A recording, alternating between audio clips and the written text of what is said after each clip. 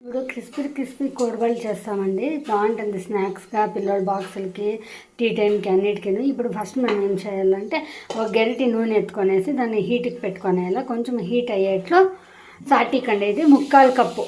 ఈ కప్లో నేను 1/4 కప్పు చిరోటి రవ్వ ఎత్తుకొని ఉంటాను.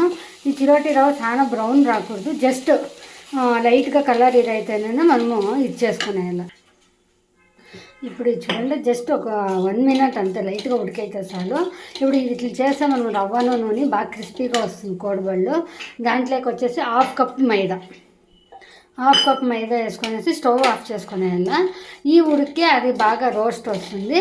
మళ్ళీ బియ్యపిండి వచ్చేసి ఈ కప్లో నేను 3 కప్పులు ఎత్తుకొని ఉన్నానండి. 3 కప్పులు బియ్యపిండి ఎత్తుకొని ఉన్నాను. దాంట్లోకి వచ్చేసి 1/4 కప్పు కరివేపాకు వేస్తాము.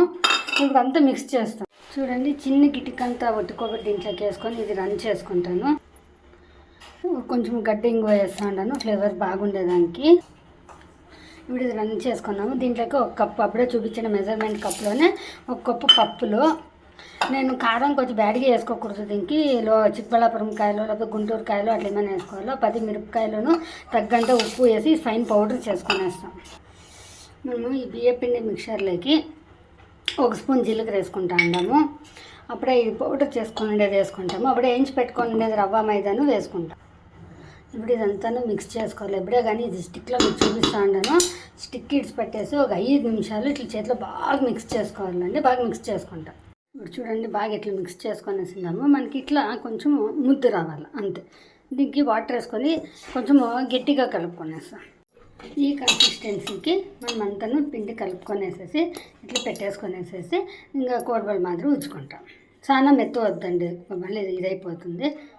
ఇంత కన్సిస్టెన్సీ చాలు.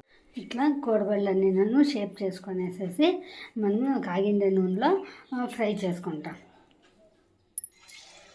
మంట వచ్చేసేసి ఫుల్ ఉండకూడదండి, తక్కువనే ఉండకూడదు. 2 రకాలు పెట్టినాను, గట్టి వచ్చేసింది కాబట్టి మీడియంలోనే పెట్టుకొనేసేసి మనము ఫ్రై చేసుకుంటాం. చూడండి, మనం చేసిన కోడిబళ్ళు అంతాను ఫ్రై అవుతుంది. ఆల్రెడీ కొన్ని చేసినాను. మంచి గోల్డెన్ కలర్లో చాలా బాగుంది, టేస్ట్ బాగా వచ్చింది, చాలా బాగుంది. అన్నీ మనం మిగిలినవి గోళించుకుంటాం. చూడండి, మనం రెడీ చేసుకునే కోడిబళ్ళు అంతా రెడీ అయిపోయింది. చాలా టేస్టీగా, చాలా క్రిస్పీగా, చాలా బాగా వచ్చింది అవి. Thank you.